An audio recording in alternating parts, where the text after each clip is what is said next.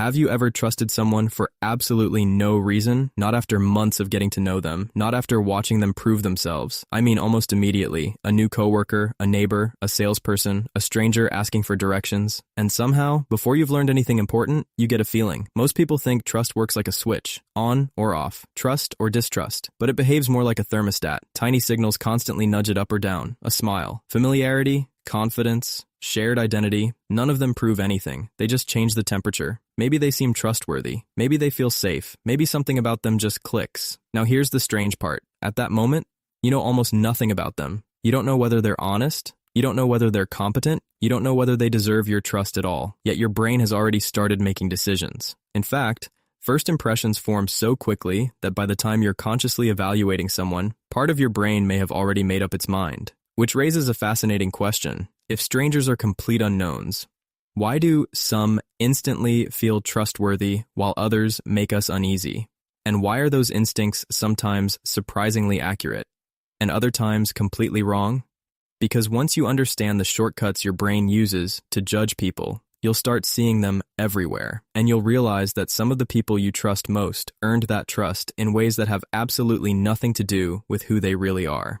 Let's get right to the point. Number 10, the airport test. Imagine you're standing in a crowded airport. Flights are delayed. People are dragging suitcases in every direction. Announcements are echoing overhead. Everyone looks tired. Then a stranger walks up. "Excuse me, do you know where gate B12 is?" Simple question. Nothing unusual. You point them in the right direction. A few minutes later, another stranger approaches and asks the exact same thing. Same question, same situation, same airport. Yet somehow the interaction feels different. You can't quite explain why. Maybe the first person seemed relaxed. Maybe they smiled naturally. Maybe they looked comfortable being there. The second person seems harder to read. A little tense. A little distracted. Maybe even slightly suspicious.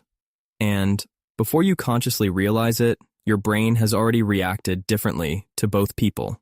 That's the fascinating part. The information never changed. Only the signals did. For most of human history, strangers didn't arrive carrying resumes. There were no reviews, no references, no background checks. If someone appeared near your campfire thousands of years ago, your brain needed an answer immediately. Friend, threat, safe, dangerous? Waiting for perfect information wasn't an option, so evolution built something faster, a prediction machine. Today, the campfire has become an airport. The stranger might be asking for directions instead of approaching your tribe. But your brain is still asking the exact same ancient question.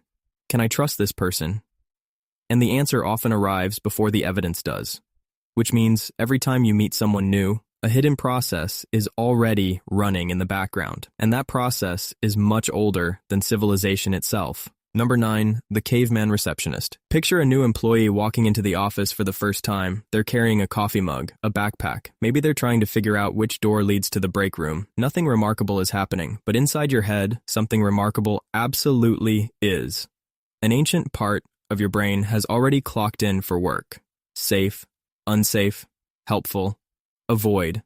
Potentially steals everyone's lunch from the fridge. It sounds ridiculous. But for most of human history, strangers weren't just strangers. They were question marks, and question marks could become problems very quickly. A stranger might become a friend, a trading partner, an ally, or a threat. The brain didn't know which, so it evolved to make rapid judgments. Not perfect judgments, fast judgments. Think about how strange that is. Your brain starts conducting a background check before it has any background. It builds a rough draft of someone's character using almost no information at all.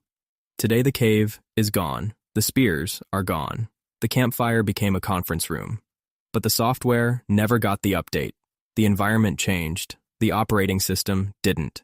And sometimes that operating system makes decisions using something even stranger than behavior, a face. Number 8, the trustworthy face problem. Imagine you're interviewing two candidates, same experience, same qualifications, same references. On paper, they're nearly identical. The first candidate walks in, warm smile, friendly face, instantly approachable. The second candidate walks in, more serious, less expressive, maybe even a little intimidating. Now here's the uncomfortable question. Before either person says a single word, who do you trust more? Most people immediately lean toward one of them. And that's the weird part. Nothing has happened yet. No evidence, no answers, No demonstration of skill, just a face. Yet your brain is already writing a story. This person seems honest. This person seems kind. This person feels trustworthy. The key word is feels, because faces aren't evidence. They're shortcuts. And your brain loves shortcuts. When information is missing, assumptions rush in to fill the gap. The result is something we rarely notice. A trustworthy-looking face can belong to a scammer. A serious-looking face can belong to the nicest person you'll ever meet. Some of the most dangerous people in history looked perfectly charming. Some of the most trustworthy people you'll ever meet make terrible first impressions. But because a face is often the first thing we notice, it becomes the foundation for everything that follows. And once that foundation is built, changing it can be surprisingly difficult. But appearance isn't the only thing that tricks the brain. Sometimes trust grows from something even weaker: familiarity. Number 7, familiar feels true. Think about a song you couldn't stand the first time you heard it. Then you heard it again, and again, and again. A few weeks later, you're singing it in the shower. What changed? The song didn't. You did. Familiarity has a strange effect on the brain. Things we see repeatedly begin to feel safer, and things that feel safer often begin to feel more trustworthy. That's why companies spend millions repeating the same advertisements. That's why political campaigns put names everywhere. That's why creators constantly show up in your feed. The goal isn't always persuasion. Sometimes the goal is simply recognition.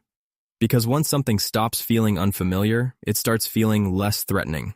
The brain quietly mistakes familiarity for evidence, and that's where things get dangerous. Something can feel trustworthy without earning trust. Something can feel true without being true. You've probably experienced this yourself. A claim sounds questionable the first time you hear it. The 10th time, it starts sounding reasonable. The 100th time, it starts sounding obvious. Even if nothing changed except repetition, the brain often treats repeated exposure as proof. But repetition isn't proof. It's just repetition. And there's another shortcut that's even more powerful: confidence. Number 6, confidence without competence. Everyone knows this person. Ask them any question. They have an answer immediately. No hesitation, no uncertainty, no pause to think. Need directions? They know. Need financial advice? They know. Need to fix your plumbing, solve world politics, and train a tiger? Apparently they know that too. Listening to them feels reassuring because certainty is comforting. The human brain hates uncertainty. A confident answer feels like a solved mystery, a closed case, a completed puzzle. The problem is that confidence and competence are completely different things. One is a feeling, the other is a skill, and those two don't always travel together. In fact, some of the least qualified people you'll ever meet sound absolutely certain. Meanwhile, genuine experts often sound cautious. Why? Because expertise reveals complexity. The more you understand something, the more you realize how much can go wrong. The more you learn, the more uncertainty you discover. Which creates a strange illusion. The person who sounds most convincing isn't always the person who knows the most, and the person who sounds unsure isn't always unsure because they're wrong. Sometimes they're aware of details everyone else is missing. But confidence is only one trust shortcut. Sometimes all it takes is a shared baseball cap. The brain would rather have a wrong answer than no answer. That's why confidence is so persuasive. That's why first impressions happen so quickly. That's why strangers get labeled almost immediately. Uncertainty feels uncomfortable. Certainty feels safe, even when it's fake. Number 5, the same team shortcut. Imagine walking through a crowded city, thousands of strangers, nobody knows anyone. Then suddenly you spot someone wearing your team's hat, and instantly they feel slightly less like a stranger. Nothing important happened. You don't know their name, you don't know their character, you don't know whether you'd actually get along, but something changed. Maybe they grew up in your hometown, maybe they love the same hobby, maybe they suffer through the same miserable commute, maybe they hate cilantro as much as you do. And somehow that tiny connection creates trust. The brain hears, this person is like me, and then quietly adds, so maybe they're safe. It's not logical, but it's deeply human. For thousands of years, belonging to the same group increased survival. People who shared your values, language, or tribe were often less risky than complete outsiders. That instinct still exists today. Only now, the tribes look different. Sports teams, political groups, brands, hobbies, online communities. The details changed. The psychology didn't. And sometimes that feeling of connection becomes so powerful that we stop evaluating people objectively, which is where body language enters the picture. Number 4, the body language discount. Imagine two people saying the exact same sentence. Same words, same meaning, same message. One speaks calmly, makes comfortable eye contact, seems relaxed. The other appears nervous, uncomfortable, awkward. Most people react differently, even though the words never changed. Because communication isn't just language, it's signals.